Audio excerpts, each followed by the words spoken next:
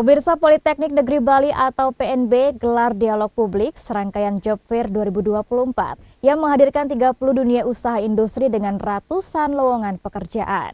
Dalam dialog ini menghadirkan sejumlah narasumber, di antaranya Ketua PHRI Provinsi Bali yang meminta agar para pencari kerja mampu membaca peluang sesuai dengan potensi diri.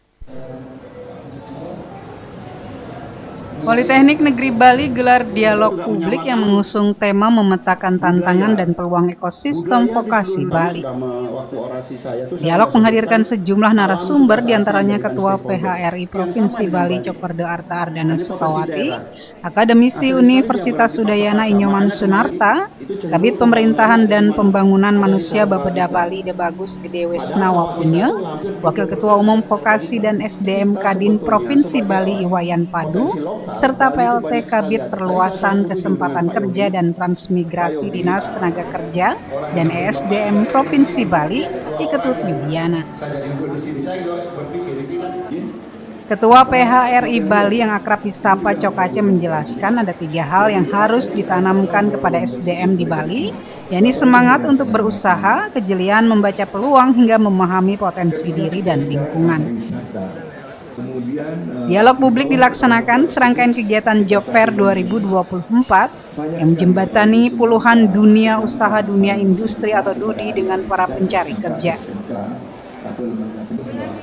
Melalui dialog publik ini diharapkan bisa memberi jawaban atas pertanyaan-pertanyaan dari publik terkait ketenaga kerjaan dan vokasi.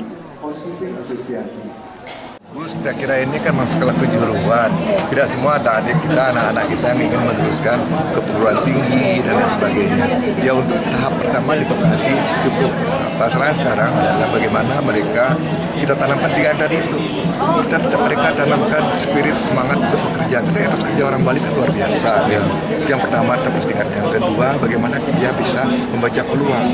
Banyak sekali kita buta peluang. Orang lain yang mendapatkan peluang, kita punya peluang. Kita terpaku dalam keindahan dan kenyamanan di zona nyaman kita ini peluang orang lain yang menangkap. Hasil penelitian yang kita dapat dari hasil pemetaan ekosistem ini, makanya di sini seperti yang disampaikan oleh para narasumber tadi, diharapkan pertanian itu kita siapkan dulu pertaniannya, kemudian disiapkan sistemnya, baru ada pariwisata. Jadi ketika pariwisata itu tidak ada, kalau kita melihat berkaca dari COVID kemarin kan, ketika COVID kan pariwisata tuh mati suri, itu berpengaruh terhadap ke sektor-sektor lainnya. Nah kalau sekarang misalnya sektor pertanian atau sektor yang lain itu hidup, jadi pariwisata masuk, kalau misal pariwisata kolaps, kita masih bisa running well gitu loh.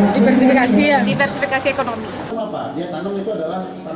Program pemetaan ekosistem vokasi berbasis potensi daerah merupakan program yang dilaksanakan oleh tim konsorsium penguatan pendidikan vokasi terdiri atas Politeknik Negeri Bali, Universitas Pendidikan Ganesha, Politeknik Nasional, serta Institut Pariwisata dan Bisnis Internasional.